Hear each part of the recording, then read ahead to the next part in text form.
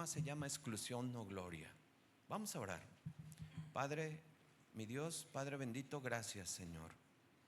Te damos gracias porque nos das esa libertad de venir a un lugar, Padre, donde podemos escuchar tu palabra libremente, sin persecuciones como lo pasaban nuestros hermanos de Tesalónica, sin ninguna aflicción del tipo que ellos estaban pasando por cuestión de la fe, por fe en ti, mi Señor. Hoy nuestras persecuciones y tribulaciones son distintas, y sí, por la fe en ti, Señor, pero no llegan a compararse con este tiempo de ellos. Mi Dios, sé que tú inspiraste esta escritura para alumbrarnos a nosotros en este tiempo también. Pensabas también en esta iglesia de estos días, y Señor, usa este vaso para hablarnos en esta mañana. Señor, sé que no es un tema agradable a los oídos, agradable a esa carne que se resiste. Lo sé, Señor, pero Padre, este tema es urgente, es necesario. Padre, ayúdame a proclamarlo con el denuedo, con la inteligencia y la sabiduría tuya, mi Dios. Dale a mis hermanos el entendimiento y la humildad en el corazón. Te lo pido en Cristo Jesús. Amén. Bien, hermanos, el domingo pasado nuestro hermano Natanael nos abría el corazón de esta carta a Paulina bajo el título Todo tiene su retribución. Mi hermano Natán nos enseñó, Dios le permitió mostrarnos de los versículos 4 al 7 las aflicciones y las pruebas. Me gustó mucho cómo él lo aterrizó de manera práctica hacia lo que vivimos en el hogar, a las tensiones laborales y al rechazo que muchos sufren en este tiempo por cuestiones de la fe, como orábamos. Nos consoló Dios con la palabra que nos dio hace 8 días, recordándonos que Dios es justo y que para que los que permanezcamos firmes, la retribución divina será el reposo eterno cuando el Señor se manifieste. Fíjense cómo decía el versículo 6, rápidamente lo voy a leer. Dice, porque es justo delante de Dios pagar con tribulación a los que los atribulan. Y versículo 7, y a vosotros que sois tribulados dará reposo con nosotros cuando se manifiesta el Señor Jesús desde el cielo con los ángeles de su poder. Vimos, aterrizó de manera muy práctica cuestiones que hoy en el hogar se viven, y pareciera increíble que se tenga que decir esto en la iglesia cristiana, pero en hogares cristianos hay tribulaciones muy fuertes por cuestiones de la fe entre un matrimonio. En hogares cristianos se padece de alguna manera o de algún tipo, de algún estilo, la persecución en el trabajo por profesar la fe en Cristo. En hogares cristianos se padece este tipo también de, quizás llamarle tribulación, para aquellos jóvenes que estudian y que se enfrentan a unas situaciones fuertes porque han decidido pararse firmes y decir, yo sigo a Cristo. Esto es parte de, y hermanos, no olvidamos Filipenses 1:29, lo que nos dice, no lo olvidamos, lo tenemos muy presente en nuestro corazón, que sí, como dice Filipenses 1:29, entonces Filipenses 1:29 dice, fíjate lo que dice, porque a vosotros os es concedido a causa de Cristo, no solo que creas en Él, ¿cómo dice, hermanos? Sino que también, ¿qué dice? Padezcas por Él. Esa es palabra de Dios. Y eso es una verdad. Y es una verdad, hermanos. A veces queremos caminar firmes ya, caminar hacia adelante en nuestra fe, ir progresando, ir avanzando, pero en la misma casa nos tropezamos. En la misma casa tenemos algunas situaciones difíciles en el trabajo, en la escuela y en las esferas en las que nos movemos. Estamos en un mundo caído. Por eso es que es importante que la palabra de Dios nos dé este entendimiento y esta sabiduría. Pero hoy vamos a continuar en este pasaje que es muy importante. Y nos vamos a centrar desde el versículo 8 hasta el versículo 10 y el título, exclusión o gloria. Y hermano, ponme mucha atención porque nos vamos a enfrentar cara a cara con dos realidades innegables. Escucha, hay un infierno real y Cristo va a regresar algún día. Su venida va a causar un terror indescriptible sobre los malvados, Pero para aquellos que deciden creer, aquellos que deciden estar firmes, aquellos que deciden seguirlo a pesar de todo lo que estamos diciendo, pues va a haber una gloria en Él, no para nosotros, en Él. Y esto es algo que por eso viene el título de ahí. Quiero empezar a poner un fundamento, una base en nuestro corazón, para que vayamos viendo acerca de hacia dónde vamos en esta enseñanza, el propósito de esta enseñanza. Un elemento esencial y básico de nuestra fe es que creemos firmemente que tras la vida física, tras la muerte, todo ser humano se enfrentará a una retribución eterna. Escúchame.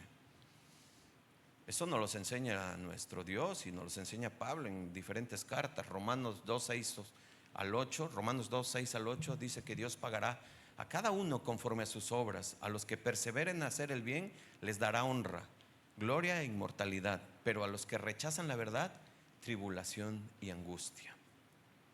Por eso en la fe cristiana, escúchame, no hablamos de una fe temporal o de un castigo pasajero. Hablamos de una salvación eterna, pero también de una condenación eterna. Ambas tienen una característica, por así decirlo, para que nuestro entendimiento como humano podamos un poco asimilar esto, son infinitas. Hablamos de eternidad. ¿Y por qué son eternas? Hermanos, siempre hemos dicho en este púlpito que el hombre no fue creado para morir. Sí, lo han recordado, ¿verdad? No fue creado para morir. ¿Y cómo sabemos eso, pastor? Bueno, pues cuando tú vas a un funeral, que alguien que no conoce del Señor y no sabe acerca de nuestro Señor Jesucristo, te das cuenta la situación, el desgarro que hay en el corazón, porque no saben hacia dónde parten. Cuando es cristiano, la persona cuando es creyente, hay dolor porque la ausencia nunca va a dejar de doler, nunca. Pero hay un entendimiento. Y sabemos que el que muere en Cristo va con Cristo, va a la eternidad con Cristo. En el plan original de Dios nunca estuvo trazado que el hombre viviera solamente unos pequeños años. Por eso cuando hoy en día muchos con el entendimiento de esta tierra horizontal, te enteras de que alguien que fallece a los 80, 85 años, 90, viene a nuestra mente, no, pues es que ya tenía edad suficiente, ya tenía una edad avanzada. Y asumimos la muerte como algo natural, pero la muerte jamás fue natural. ¿Cómo es que entró la muerte al mundo? Romanos 6, 23. Porque la paga del pecado es muerte, dice. Hermanos, si no entendiéramos de esta manera, Isaías hace una profecía muy tremenda en Isaías 65, 20. Solamente te la voy a parafrasear porque Isaías nos deja ver que para Dios alguien que muere de 100 años es como si muriera siendo un niño de pocos días. Dios no ha abandonado ese diseño original que Él tenía. Escucha, la eternidad. Y aquí entra la palabra importante, la resurrección. ¿Y cuál es la resurrección? ¿Para vida eterna o para condenación eterna? ¿Se dan cuenta?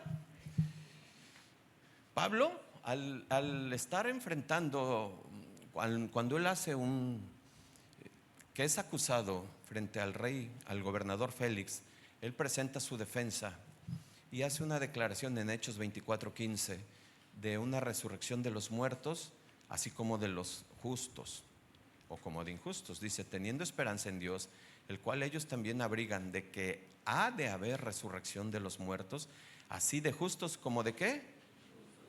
Estoy poniendo fundamento.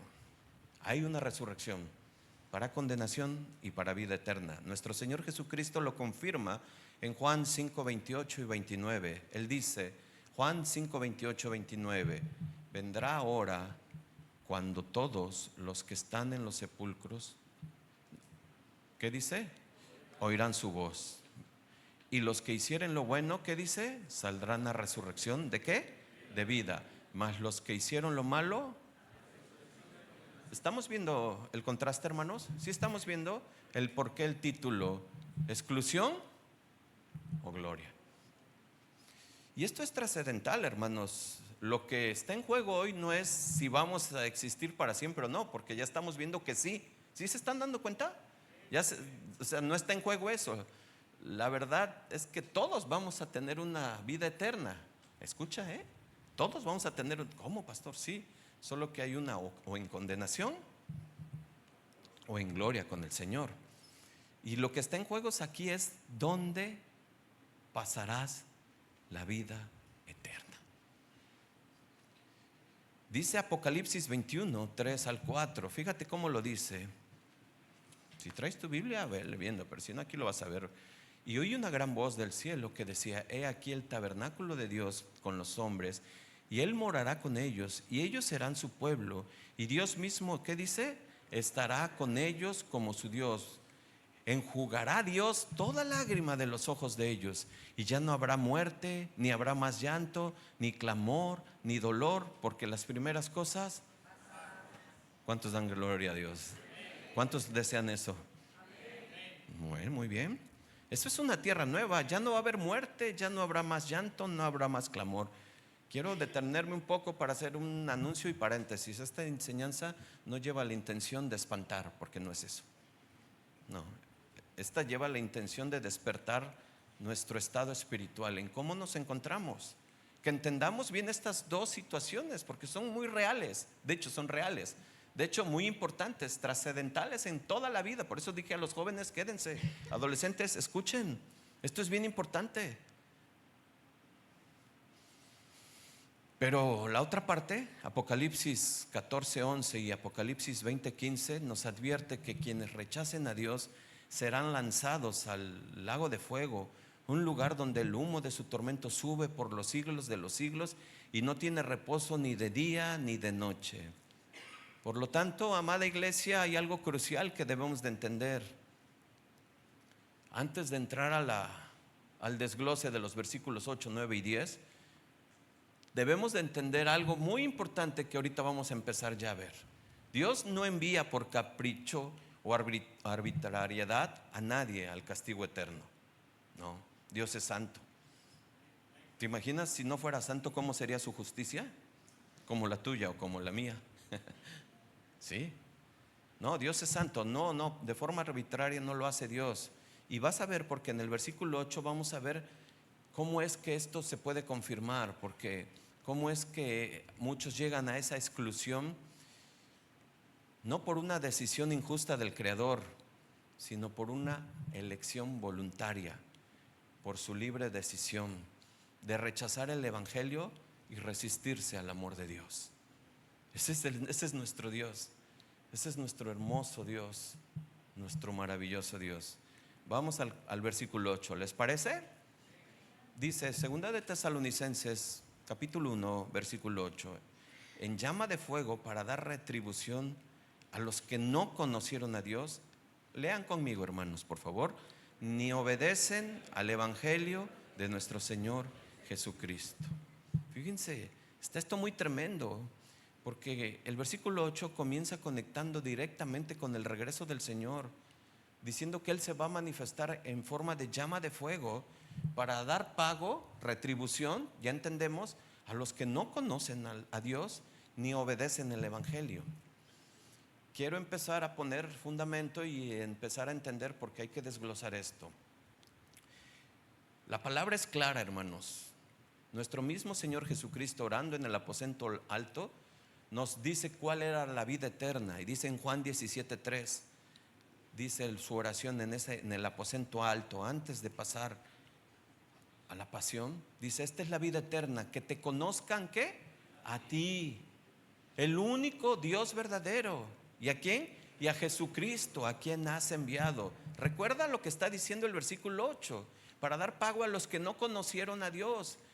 Jesús nos está diciendo en su oración que la vida eterna es que te conozcan a ti, que tengan una relación. Acuérdate, la palabra conozcan es una relación muy cercana, muy íntima.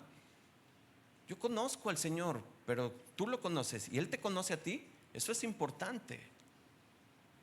Eso es importante. Y luego dice Juan 6:29, mismo Señor Jesús declara, dice: esta es la obra de Dios, que creas en aquel que Él ha enviado. Y aquí, hermanos, yo quiero hacer una pausa fundamental porque debemos de entender el corazón de Dios. Porque al leer este versículo 8, muchos se imaginan a un Dios arbitrario, como lo dije, tiránico, dictatorial, esperando el menor pretexto para condenar al ser humano. Pero no, hermanos, la Biblia es muy clara. Dios no es así, Dios no actúa de esa manera. Dios no forza a la gente a amarlo, ¿no?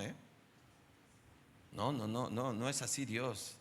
No es un juez despiadado que disfruta del castigo. ¿Qué dice Pedro? Que Él está esperando con paciencia que todos procedan, ¿qué? No, Dios quiere eso. ¿Cuál fue Juan 3:16? ¿Cuál es el propósito, el espíritu de ese versículo? ¿Cuál es? Dice, porque de tal manera amó Dios al mundo que ha dado a su Hijo unigénito para que todo aquel que en Él cree no se pierda, mas tenga vida eterna. ¿Se dan cuenta la conexión con el versículo 8 de Segunda de Tesalonicenses, capítulo 1? Todo el que en Él cree, pues claro, ahí está. Dios está dejando esto muy claro. Por eso hoy es un mensaje urgente, urgente. Muchos asisten a la iglesia, pero no han decidido dar el paso en creer en Él. Y creer es obedecer. Porque no vamos a hacer pasa al frente y haz una profesión de fe y declara al Señor como tu Salvador y sigue viviendo tu vida como la vives. No es eso. Y después nos jactemos, hoy ganamos 200 almas. No hemos ganado nada. Es el Señor quien gana. Pero la conversión, la verdadera conversión es una vida transformada. Esto es bien importante. Esto es una alarma, esto es una llamada urgente, urgente. Por eso todo el que esté aquí hoy, que Dios, esa ha sido mi oración durante la escritura, durante la madrugada. Dios, por favor, aquel que no ha decidido, que no ha hecho, no se ha puesto a cuentas contigo, Señor, dale la oportunidad. Llega a su mente, llega a su corazón. Dios no es un dictador, hermanos. Dios es infinitamente justo y respeta la dignidad de la voluntad humana. Decía C.S. Lewis, decía que hay dos tipos de hombres: el que dice, Señor, hágase tu voluntad, y el que Dios le dice, que sea tu voluntad. ¿Sí se entiende, verdad? Claro. Cuando el texto habla de dar el pago, debemos comprender que el juicio no es una venganza caprichosa de Dios. ¿Sabes qué es? Es esa ley universal que tú y yo conocemos: todo lo que siembra el hombre, cosechará. Esa es la ley universal. Esa es la cosecha natural de lo que el ser humano sembró en la vida. Estuve en la iglesia, asistí a la iglesia, fui por años, estuve ahí, pero nunca le creí. Decidí no. Hermanos, este es urgente el mensaje. Dios le ofrece al hombre su amor, su perdón, su gracia y la reconciliación a través de la cruz. Él dice en pocas palabras, ven a mí y vive. Es lo que quiere decir en el lado contrario, Juan 5:40, ven a mí y vive. Eso es lo que muestra la cruz, ese es el amor. La cruz, lejos de representar lo que representaba para el mundo romano, para nosotros es el gran amor de Dios. Pero si el ser humano decide conscientemente decirle a Dios, no te quiero en mi vida, no quiero tus reglas, no quiero tu salvación, ¿sabes? Dios respeta la decisión del hombre. Y al final le concede lo que eligió: una eternidad sin Él. Quien rechaza el evangelio, escucha, no es víctima de una arbitrariedad divina. Es una voluntad propia de darle la espalda a Dios. Es una voluntad propia, es decisión propia, es elección propia. Y Dios es justo. Hermanos, hoy entendemos muy claro, vamos a entender que el infierno en esencia es esa ratificación, es esa decisión que el hombre tomó en la tierra. Si tú viviste todos los días de tu vida aquí diciéndole a Dios, apártate de mí, yo no quiero tus reglas, yo no quiero tu orden, yo no quiero tu iglesia, yo no quiero esto, ¿Sabes qué? Tú le estás diciendo: yo no quiero nada de ti. Y el Señor te va a decir: pues hágase tu voluntad.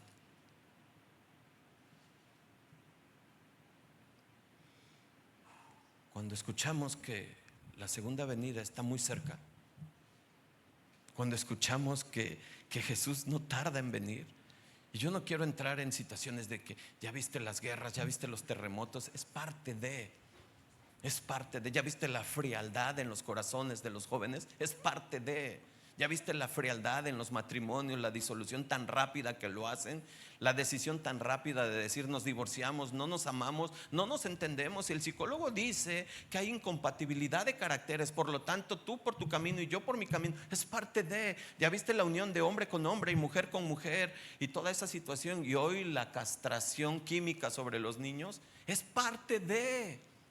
El Señor Jesús viene y viene pronto. Esto es un llamado urgente, este es un mensaje urgente. Cuando escuchamos que Él viene en llama de fuego, inmediatamente pensamos, porque así lo asimilamos, como que el infierno, el fuego, y que nos va a estar consumiendo. Pero permítanme decirles algo más profundo. El principal problema del infierno no es el infierno como tal, porque tú y yo conocemos la historia de Daniel y sus 3 amigos, Sadrach, Mesach, Abed-nego, Daniel 3. Y el rey Nabucodonosor, dicen que los mandó a tirar a un horno donde 7 veces puso más caliente ese horno, más de lo común. ¿Y qué pasó? La Biblia dice que caminaban, que se paseaban libremente en medio del fuego. Y es más, el mismo rey Nabucodonosor dice que se asoma y dice en Daniel 3, 24 y 25: oigan, salgan de ahí. Y luego les pregunta a su gente: ¿no echamos 3 a la cueva, el pozo? Son 4. ¿Quién estaba ahí? Entonces el fuego no es en esencia el infierno como tal, que haga infierno, que sea infierno. Porque si está Jesús, está todo. Si está Dios en el fuego, pues hermanos, si la presencia de Dios está ahí, aún en medio de las llamas hay comunión, hay libertad y hay gozo. Por lo tanto, el fuego por sí solo no es lo más temible. ¿Sabes qué es lo que hace que el infierno sea aterrador? Escucha, el versículo 9 nos los da la respuesta con absoluta claridad. Vean, lean conmigo el versículo 9 de 2 de Tesalonicenses 1:9. Dice: los cuales sufrirán ¿qué? Pena de eterna perdición. Luego viene lo que hace que el infierno sea el infierno. ¿Cuál es, hermanos? Excluidos de la presencia del Señor y de la gloria de su poder. Y aquí tenemos que ser minuciosos y detenernos un poco en el estudio, porque cuando leemos esto, muchos leen este versículo y dicen: sufrirán pena de eterna perdición. Perdición, y en algunas otras traducciones dice destrucción. Y si alguno lo lee con astucia, como mucha gente que no está en el Espíritu así lo lee, pues está escrito: vamos a morir y vamos a ser destruidos. Así es que vida, solo una, a darle vida. Vive la vida loca, porque pues ya muerto, pues destruido y acabado. No, hermanos, por eso tenemos que entrar y entender bien qué nos quiere decir el Señor con estos versículos, porque la Biblia no enseña eso.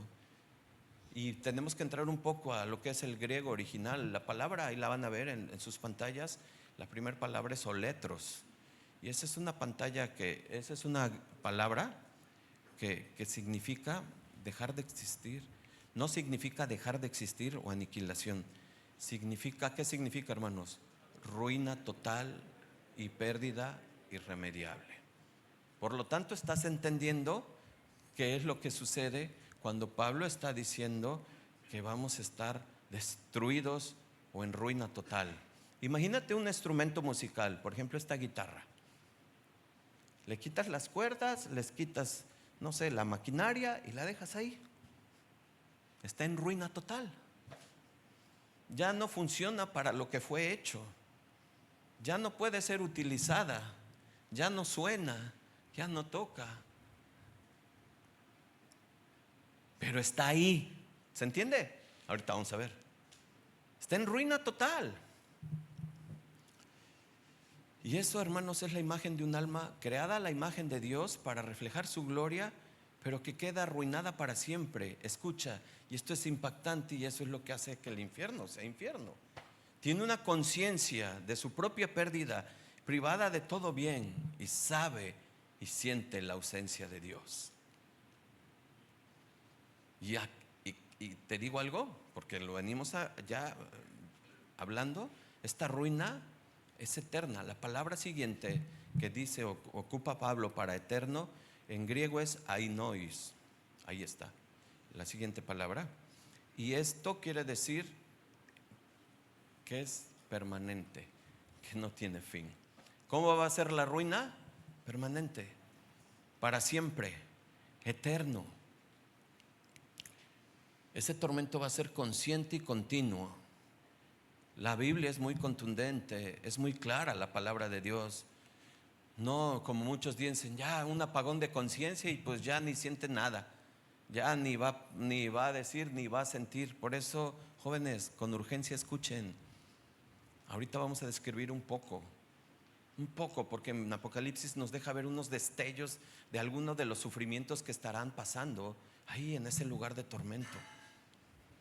Nos deja ver, porque esa conciencia activa, presente, nos va a hacer ver que hay un dolor muy, muy grande. El Señor Jesús advirtió en Marcos 9, 43, 48 sobre el lugar donde el gusano de ellos no muere y el fuego nunca se apaga. Lo lees en tu casa. Tú has leído eso, de que si tu mano te fuere ocasión de caer, córtala. Mejor te es entrar en la vida manco que teniendo dos manos e ir al infierno. ¿Qué dice? Al fuego donde no puede ser apagado. En Mateo 25, 46 Jesús hace un paralelismo y habla directo. Fíjate cómo le dice: irán estos al castigo eterno y los justos a la vida eterna. Hermanos, si la vida con Dios es consciente e interminable, el castigo fuera de Dios también lo es. También es consciente e interminable.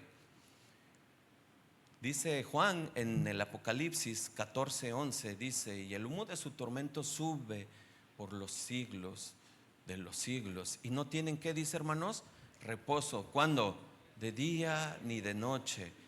Los que adoran a la bestia, a su imagen, ni nadie de los que reciba la marca de su nombre. Yo sé que a veces esto que estoy diciendo y que tú lo has escuchado y lo conoces, hoy muchos lo demeritan. Pero a veces no quieren ni entrar a un lugar oscuro porque les da miedo. Ay no, acompáñame. No quiero ni decir ni cuántas veces más sería ese miedo. O sea, es demasiado, vaya. Demasiado. ¿Qué mayor tragedia es esta? Porque mira, te decía que Apocalipsis nos da algunos destellos. Cuando se abren los sellos, miren, Apocalipsis 9:6 en Nueva Traducción Viviente, fíjate cómo describe la terrible desesperación de este estado. Sí, son los escorpiones que se desatarán, pero dice: durante esos días las personas buscarán la muerte, pero no la encontrarán, desearán morir, pero la muerte no escapará de ellas. Esto es un destello, porque esto es lo que sucede en ese estado.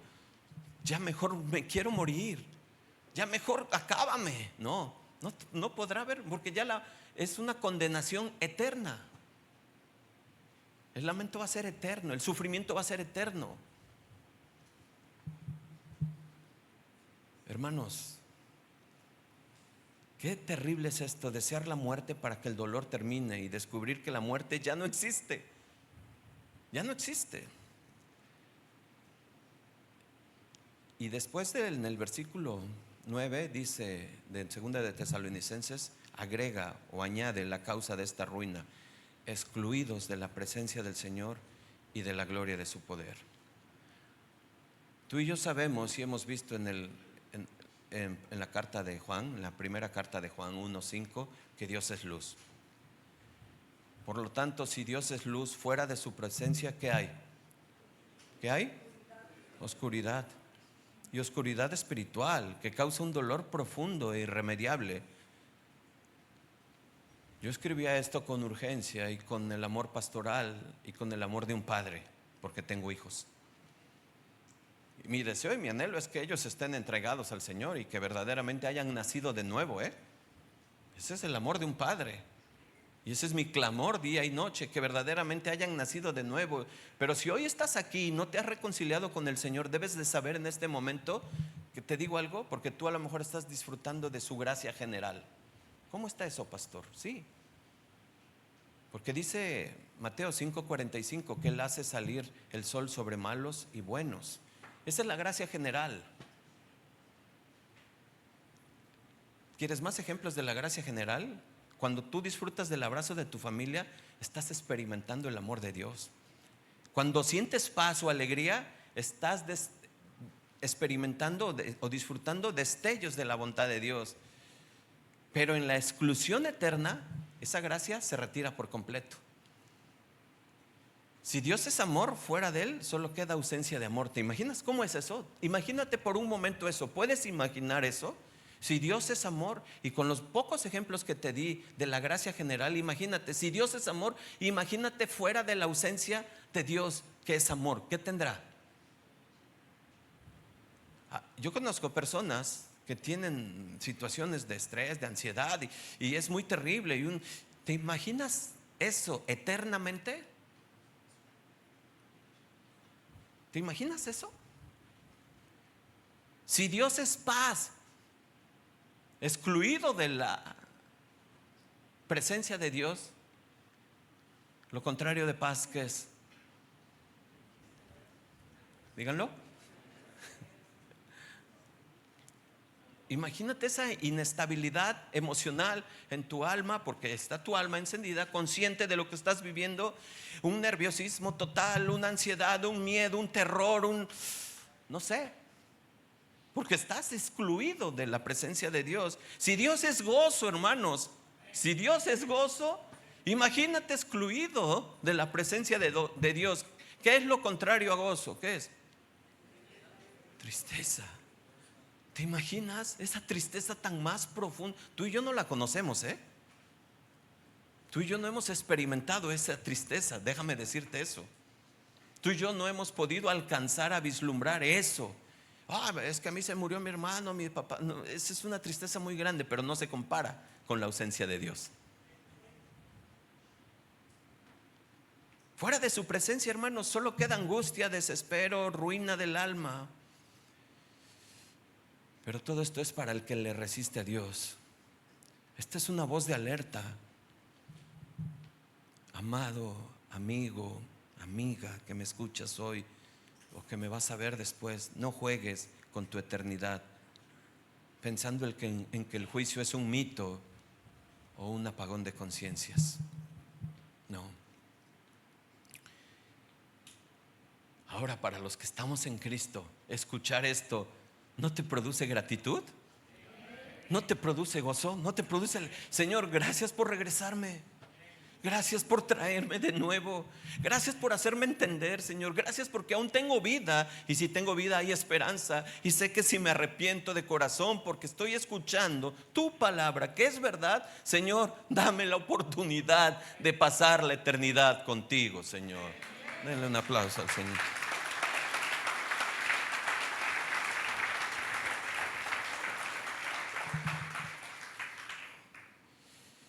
Pero sabes, esto es lo que nos deja la tranquilidad de saber que nosotros que hemos creído en el Señor estaremos ahí.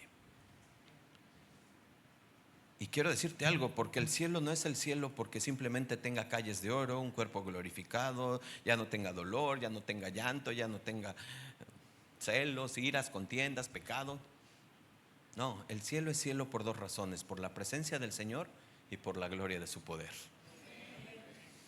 El día que el Señor Jesús regrese, cumplirá algo que todos anhelamos en lo más profundo. Y cantábamos en la reunión de oración. ¿Sabes qué cantábamos? Que mi vida sirva para adorarte. Y eso vamos a hacer por la eternidad. Adorar al Señor, adorar al Señor. Pero aquí, hermanos, nos tenemos que detener un poco. Efesios nos habla mucho acerca de nuestra vida, cómo estamos en nuestra nueva vida en Cristo. Efesios 4:17. Esto pues digo y requiero en el Señor, que ya no anden como los otros gentiles, que andan en la vanidad ¿de qué?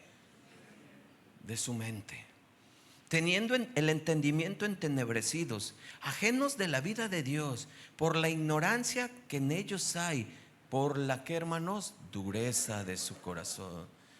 Hermanos, escuchar la palabra de Dios y no obedecerla produce dureza, produce dureza. Si tú no atiendes lo que Dios hoy está hablando con urgencia, se empieza a endurecer el entendimiento. Versículo 19, los cuales después de que perdieron toda sensibilidad, se entregaron ¿a qué, hermanos? A la lascivia, para cometer con avidez toda clase de ¿qué?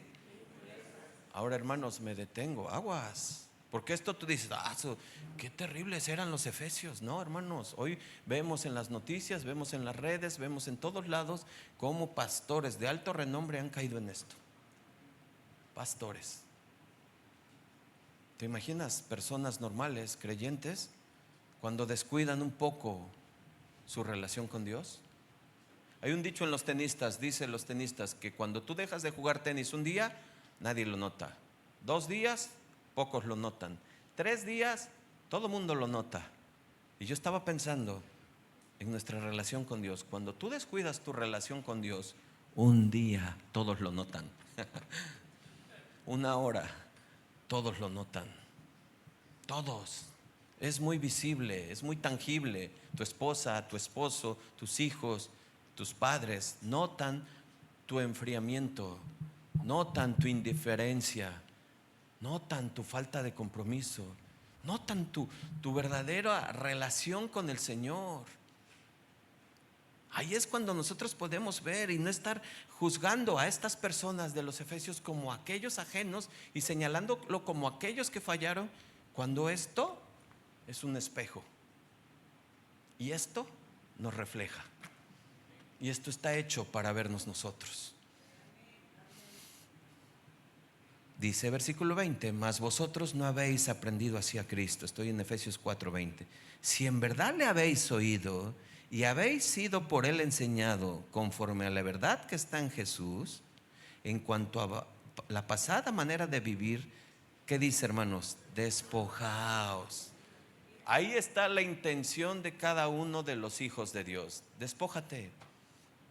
Deja de estar de peleonero, deja de estar de grosero, deja de estar de celoso, deja de ser mentiroso, deja de ser señalador, deja de estar levantando murmuración, deja de discutir entre hermanos. En fin, y le puedo, deja. Mejor reflejemos a Cristo, ¿no?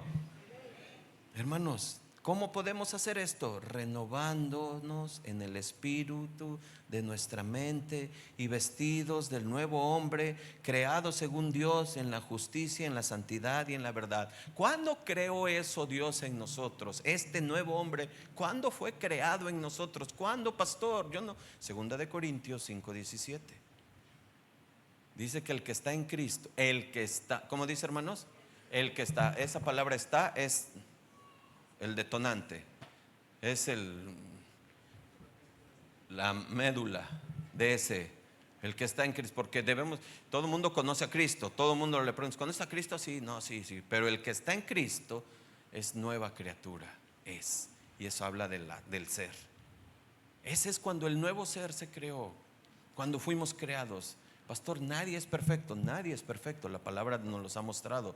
¿Qué es lo que tenemos que hacer? Hermanos, caminar todos los días con la convicción de nuestro entendimiento de que hemos sido nuevas criaturas, hemos sido regenerados, nuestra mente ha sido cambiada para una mejor vida, una vida aquí terrenal que demuestra que he creído en el Señor, no una vida religiosa de apariencias, de fachadas. Es una vida real, ese es lo que soy, habla del interior, habla del cambio desde lo más interno de cada uno de nosotros, y el externo refleja lo que soy, mi boca, mis relaciones. Eso es lo que la fachada. Es bien fácil querer demostrar que somos cristianos. Le puedo poner a mi carrito Jesús vive, ya soy cristiano. Me pongo una camisa del Congreso Juvenil, ya soy cristiano. No, hermanos, del interior nace y se da la evidencia. Es por eso que cuando se bautiza, primero se hizo en el interior el bautismo. Nació ahí para que después sea manifiesto externamente. Y eso es lo que hace el Señor. El día que el Señor Jesús regrese, cumplirá algo que todos anhelamos en lo profundo. ¿Quién no quiere glorificar a Dios? ¿Quién? Eso es lo que dice la palabra. Todos los que le amamos queremos agradarle, pero seamos honestos, hermanos. Muchas veces en esta vida basta solamente un impulso de enojo en el tráfico. ¿A cuántos no le ha pasado? ¿Solamente a mí? No, hombre. Ay, te quedas, no, hombre, y dices, ay, Señor. Luego el Espíritu Santo, ¿no? Pero cuando con tu esposa, tu esposo, y no hay freno, hermanos, no hay freno. Y desatas, wow. No hay freno. Necesitamos entender esto, hermanos, porque aquel día, cuando el Señor regrese, lo vamos a glorificar. Nuestra glorificación hacia Él va a ser constante y perfecta. Ya no vamos a fallar, ya no vamos a tener estos errores. Entonces, pastor, me espero hasta ese día. No te engañes. No te engañes. A Dios nadie lo puede engañar. Este mensaje es para que nosotros entendamos con urgencia qué quiere el Señor, qué es lo que quiere, una relación verdadera, genuina. Porque cuando Él dice el versículo 10 de 2 de Tesalonicenses 1:10, dice: cuando venga en aquel día para ser glorificado en sus santos y ser admirado en todos los que creyeron. ¿Qué quiere decir esto? Ser glorificado en sus santos. Cuando tú y yo estemos allá arriba y nos encontremos con aquel hermanito que tú pensabas, o que quizás sigues pensando, ese ni cristiano es, y digas, ¿qué? Y veas a Cristo glorificado en él, digas, wow, qué tremendo. Y lo vas a admirar a Cristo en él. Eso es lo que dice. Hermanos, esforcémonos. No para ganar, sino porque somos. ¿Sí se entiende, verdad? ¿Sí? Porque somos, ahora nos esforzamos en esa santidad, en esa negación a nosotros, ceder, perdonar, tolerar. Seamos honestos, hermanos. Tú y yo caemos mucho en esto. Seguimos cayendo, pero va a haber un día en que verdaderamente esas caídas ya no se darán. Y su glorificación va a ser santa, santa, santa. Pero hermanos, esto es lo que anhelamos, tener esa eternidad con Él. ¿Y por qué nos aseguramos que podemos vivir esto? ¿Por qué decimos que vamos a estar ahí? Porque el versículo 10, al final del versículo 10, fíjate cómo lo dice en Nueva Traducción Viviente en el versículo 10, por favor. Aquel día, cuando Él venga, recibirá gloria de su pueblo santo y alabanza de todos los que creen. Esto también los incluye a ustedes. Le está hablando Pablo a los tesalonicenses. Porque creyeron, ¿qué dice? Lo que dijimos acerca de Él. Ahora me detengo porque esto es bien importante. Porque leemos estos versículos y para los primeros que nos están visitando, a lo mejor no tienes el contexto de la iglesia de Tesalónica, que estaban pasando por unas tribulaciones muy tremendas. Estaban siendo perseguidos, azotados. ¿Por qué? Por declarar su fe ante el Señor. Y una de las características que ha sobresalido en estas enseñanzas es que esta iglesia era muy joven. En muy poco tiempo Pablo, en Hechos, habla acerca de que en 3 días de reposo, y asumimos que fue en un corto tiempo que la iglesia creyó el mensaje del evangelio y se paró firme los que creyeron. Por eso cobra mucha importancia, porque creyeron lo que les dijimos acerca de Él. Hermanos, ¿cuántos años tenemos tú y yo escuchando el mensaje del evangelio? ¿Cuántos años tenemos escuchando las, pues las maravillas de Dios, de lo que ha hecho, de lo que hizo y de lo que va a hacer. Y muchas veces lo olvidamos, muchas veces lo desechamos, lo desestimamos y volvemos al mundial, y no al que acaba de pasar, sino al mundial. Volvemos al mundial y somos de todo. ¿Y sabes qué dice el Señor? Te vuelve a traer con lazos de amor todavía. Y te dice, ven, te voy a limpiar con mi palabra. Vuelve, regresa al camino. A los tesalonicenses, por haber creído, Pablo les está asegurando que ellos van a estar ahí en ese día, alabando y glorificando a nuestro Señor. Quiero que entendamos la parte que era cumbre del versículo 9, excluidos. ¿Por qué decimos que el infierno no es infierno nada más por la llama, por el fuego, por lo que es el temor, las tribulaciones, la ansiedad que estará pasando ahí? Porque entendemos que es la ausencia de Dios la que va a ser muy tremenda y la que verdaderamente hace que el infierno sea el infierno. ¿Cómo podemos comprobar esto? Nuestro Señor Jesús, colgado en la cruz, llevando el peso aplastante de todos nuestros pecados, de rebeldías, de miserias, y en el momento de mayor agonía física y espiritual, Jesús, tú y yo conocemos el grito desgarrador que hace desde la cruz. Mateo 15:34 lo dice. Quise regresar a esto y ponerlo por último. ¿Por qué, hermanos? Porque jóvenes y amigos y amigas que nos visitan o que están aquí y todavía no se ponen a cuentas, el infierno es infierno por esta razón. Jesús les dijo, Marcos 15:34, le dijo, Dios mío, ¿por qué me has desamparado? ¿Qué sucedió en Jesús, hermanos? En ese preciso instante Jesús experimentó la exclusión total de la presencia del Padre. El Padre le dio la espalda porque el pecado de la humanidad estaba sobre él. Ese fue un infierno real, la separación absoluta del amor del Padre. Jesús experimentó esa exclusión del versículo 9 para que tú y yo pudiéramos recibir eso que dice el versículo 10 al final, estar allá en gloria con Él. ¿Quién se lleva la gloria y la honra de todo esto? Nuestro Señor Jesucristo, hermanos. Él nos da a entender lo que está sucediendo, lo que pasa en el grito más desgarrador de la historia. Padre, ¿por qué me has abandonado?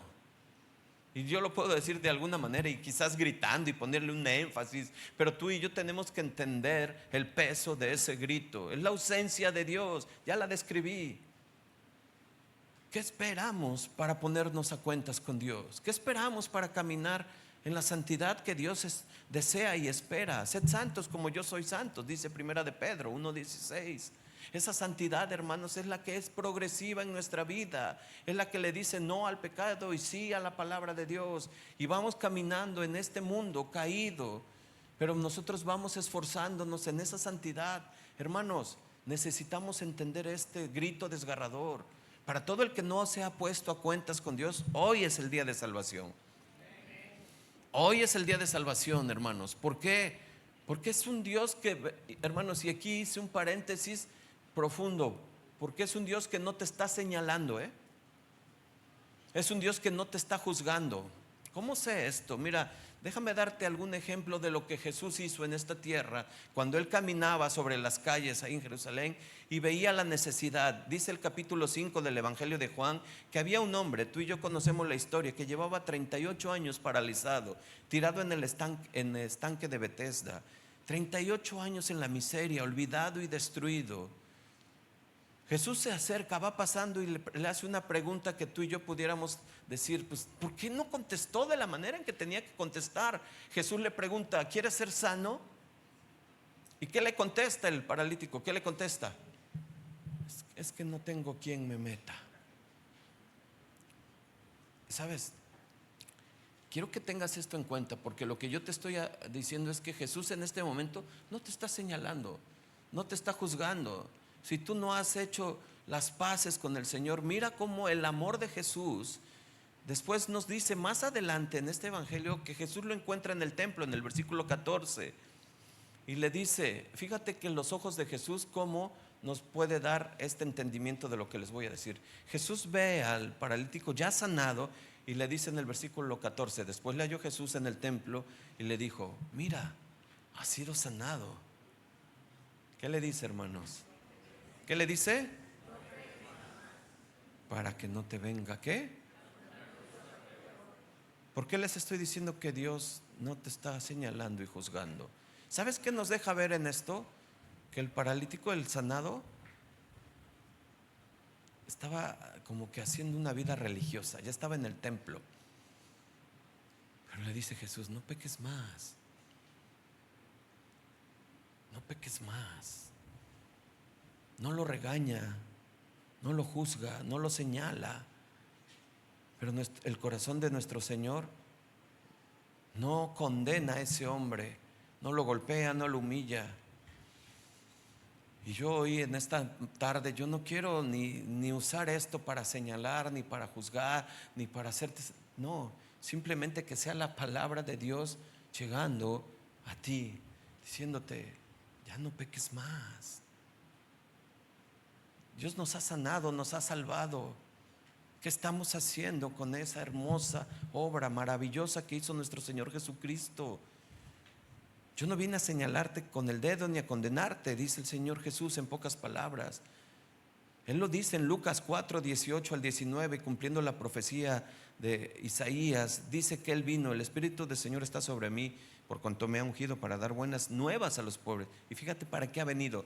Me ha enviado a sanar a los quebrantados de corazón, a pregonar libertad a los cautivos, a dar vista a los ciegos, a poner en libertad a los oprimidos y a predicar el año agradable del Señor. A eso vino nuestro Señor Jesucristo.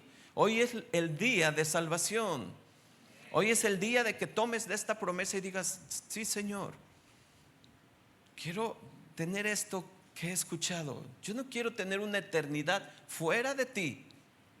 Yo no quiero tener una eternidad donde este sufrimiento sea inacabable. Por el contrario, quiero tener una eternidad contigo, pero no tanto por el castigo, sino porque he escuchado y sé quién eres, sé de tu amor, sé de tu obra. No tanto por el castigo, yo quiero estar contigo por amor a ti, por convicción a ti. Hermanos, el pecado es la causa del dolor. El pecado es la causa de la soledad que sientes. El pecado es la causa de la inestabilidad. El pecado es la causa de muchas situaciones que hay en nuestras vidas. Hoy Dios viene a sanar, hoy Dios viene a limpiar, pero desafortunadamente el amor de muchos se está enfriando. Escuchan este mensaje y dicen, pues es que esto ya lo sabía y yo voy bien. Y el Señor Jesús dice como al paralítico en el templo, no peques más, la religiosidad es mortal. Él quiere una verdadera entrega, Él quiere una verdadera relación. ¿Cuántos dicen amén? Por lo tanto, hermanos, ¿qué tenemos hoy por delante? Pues si tú escuchaste esto, ¿qué decides? ¿Decirle no al Señor? ¿Estar en la exclusión del versículo 9? ¿Continuar lejos de Dios? ¿O por el contrario, la gloria del versículo 10? Entregarle hoy tu vida a Jesús y ser parte de los que le admiran y le glorifican para siempre. Mi llamado como pastor, como padre, lo vuelvo a decir, es que si hoy estás aquí y te has resistido al Señor, si has vivido en parálisis espiritual como aquel hombre de Bethesda, hoy puede ser el día de tu liberación. Hoy puede ser el día de salvación. Hoy puede ser un buen día para que tu alma esté para siempre con el Señor. ¿Cuántos dicen amén? Termino. Hermanos, este es un mensaje sencillo. Demasiado sencillo. Muy. Pero ¿cómo lo estás viviendo? ¿Cómo lo estás viviendo? Tú y yo nos podemos engañar mutuamente y decir, pues yo vivo bien, yo tengo mi cristianismo bien, yo estoy obedeciendo al Señor. Dios nos va a ayudar a entender cómo estoy viviendo mi cristianismo, cómo estoy viviendo mi fe. ¿Estoy apartado de Él? ¿Solamente me alimento de Él el domingo? ¿Solamente cuando vengo a la iglesia? ¿O verdaderamente estoy cultivando una relación con Él? Mis disciplinas espirituales, la oración, la lectura, la meditación, las estoy ejerciendo. Pero no para alcanzar, para lograr. Estoy porque he entendido que soy su hijo. Yo he entendido que no puedo estar por tiempo ausente de Dios. Yo necesito de Dios en todo momento para la dirección. Hablábamos versículos o capítulos en la primera carta de que dice orad sin cesar. Y acuérdate que eso hablaba de una actitud de oración. Eso habla de una actitud de vida, de dependencia de Dios. ¿Cada cuándo estás orando al Señor? ¿En qué momento estás hablando con Él? Porque mira, hermanos, precisamente es en la tentación cuando más tenemos que orar. Y en la tentación de todo índole es cuando más le podemos decir al Señor: Señor, ayúdame a resistir, no dejes caer mi alma en tentación, no me dejes pecar, ayúdame, Señor. Ahí es cuando Dios obra, se manifiesta. Ayúdame en mi matrimonio, ayúdame en mi casa, Señor, por favor. Hermanos, estar ya en la gloria del Señor con Él es una maravillosa experiencia de vida. Es una maravillosa vida cristiana, en libertad, en paz, en amor, en gozo. Estar excluido desde ahorita de la presencia de Dios es una vida en angustia, es una vida sin gozo, una vida de celos, una vida de resentimientos, una vida de malos entendidos, una vida donde no puedo perdonar, una vida donde no puedo avanzar. Yo necesito entender esto, hermanos. Yo necesito saber si estoy en la gloria con mi Dios. Necesito mostrar lo que decía Efesios 4. Me he quitado y me he despojado del viejo hombre. Pero joven, hermano, hermana, o tú quizás amigo, amiga, hoy sea un buen día para decirle al Señor: Señor, yo quiero estar contigo eternamente. Y quizás me he descuidado, y quizás me he ausentado, quizás me he enfriado, y eso es un peligro. Quizás me he enfriado. Y acuérdate qué pasó con la iglesia de Efesios. Le dice en Apocalipsis: yo sé que tenías ese discernimiento para identificar a los falsos maestros. Eras muy astuto, eras muy hábil con la Biblia, eras muy bueno en la palabra, pero tengo algo contra ti. Te olvidaste de tu primer amor. Ese enfriamiento va a proceder y va a avanzar hacia olvidarte de Dios. Si hoy estás aquí, es porque Dios te ama. Es porque Dios quiere que entiendas el mensaje de la cruz. Ese mensaje que dice Pablo que es locura para los que se pierden, pero para nosotros es poder y salvación. Ponte de pie, por favor.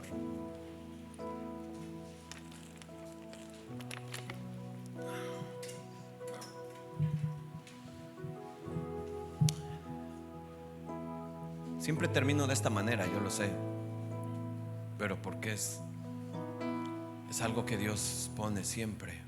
Abraza a tu familia, por favor. Abraza a tu familia. Abrázala.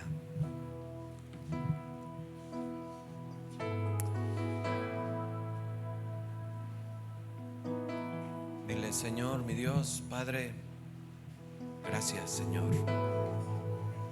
Gracias porque aún tengo vida, mi Dios. Tú sabes por dónde he andado. Tú sabes lo que he hecho. Tú sabes perfectamente y no me condenas. me señalas. Hoy me hablas con lazos de amor. Mi Dios, aquí estoy con mi familia, Padre, delante de ti, Señor. Yo no quisiera que nos enfriáramos nunca y que nuestro corazón llegue a enfriarse de tal manera que la ausencia tuya la experimentemos desde este momento y desde esta tierra. Señor, nos queremos poner a cuentas como familia contigo, Padre. Queremos caminar en obediencia, en orden, en santidad y en amor contigo, Padre. Antes de querer hacerlo con mi iglesia, con mis hermanos, primero con mi familia, Señor, juntos y unidos. Y mi Dios, llévame también a amar a mis hermanos, a mi iglesia, porque es aquí en este lugar donde me has puesto, donde tú, Señor, me has traído para alimentarme, para crecer, Señor, en temor tuyo. Santo Padre, te ruego por mi familia. Te pido por mi hijo, por mi hija, por mi esposo, por mi esposa. Y Señor, te doy gracias por esa maravillosa obra que tú hiciste en esa cruz. Es por eso que podemos estar aquí y reconocer que estamos contigo ya desde ahorita en gloria tuya, Padre. Y como lo dice tu palabra, de victoria en victoria. Señor, te damos gracias, Padre. Señor, yo bendigo a todas las familias aquí presentes y a todas las que nos ven. Yo bendigo, Señor, a cada uno de ellos, a cada uno de los pilares de estos hogares y de los que nos están viendo y nos verán.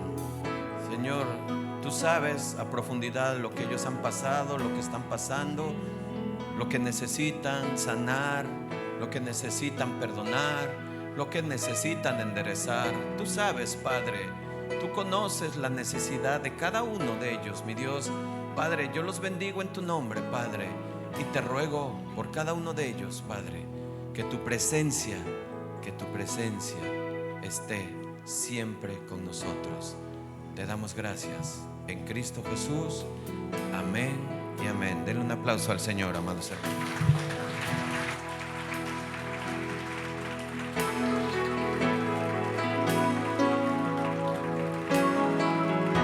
Quiero escuchar tu dulce voz que me alienta al caminar. Tu voz que calma mi dolor y me da fuerzas para amar. Quiero aprender a obedecer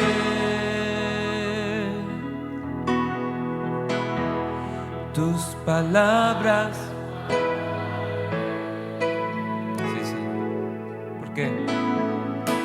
Tiempos difíciles vendrán, pues tu amor me sostendrá. Quiero escuchar tu dulce voz que me alienta al caminar. Tu voz que calma mi dolor y me da fuerzas para amar. Dile con tu corazón al Señor, ¿qué quieres? Quiero aprender a obedecer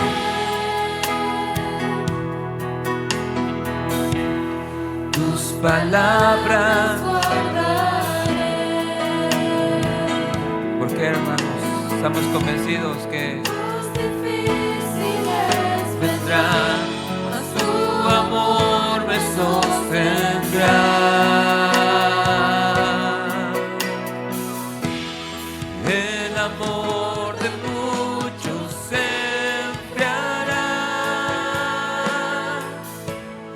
La consagración no existirá.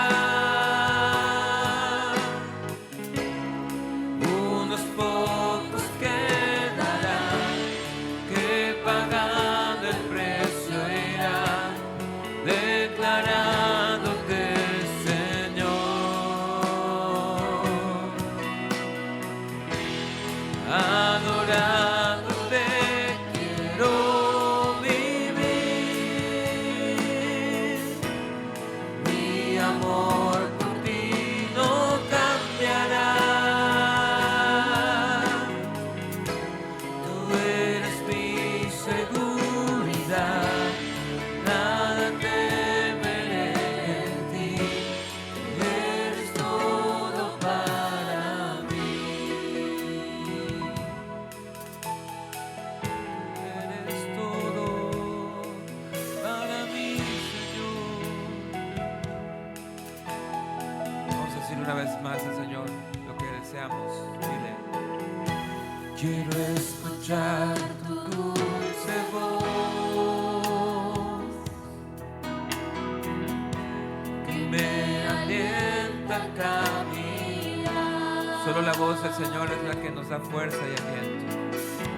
Tu voz que calma mi dolor y me da fuerzas para amar. Quiero aprender a obedecer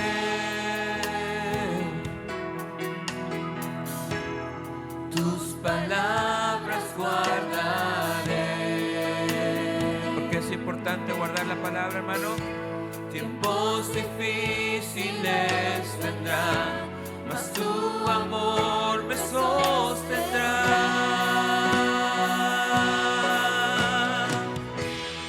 El amor de muchos se enfriará, la consagración no existirá. Unos pocos quedarán que guardando el precio irán, declarándote Señor,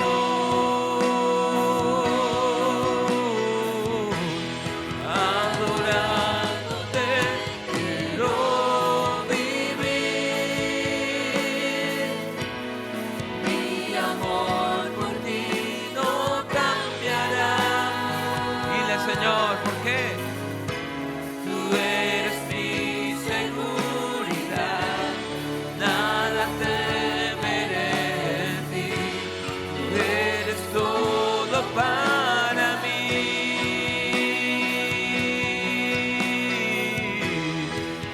El amor de muchos se enfriará. Pero que no sea mi amor por ti, Señor. Mío no, Señor.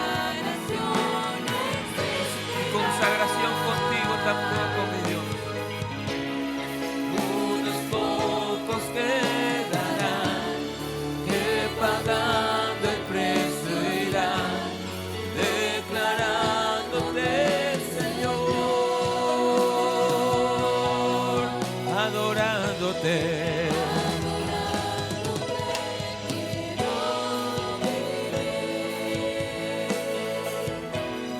Mi amor por ti no cambiará. No, tú eres mi seguridad, nada temeré en ti. Tú eres todo para mí. Tú eres mi seguridad, nada temeré en ti. Tú eres todo para mí. Dile una vez más: tú eres mi seguridad, nada temeré en ti. Tú eres todo para mí.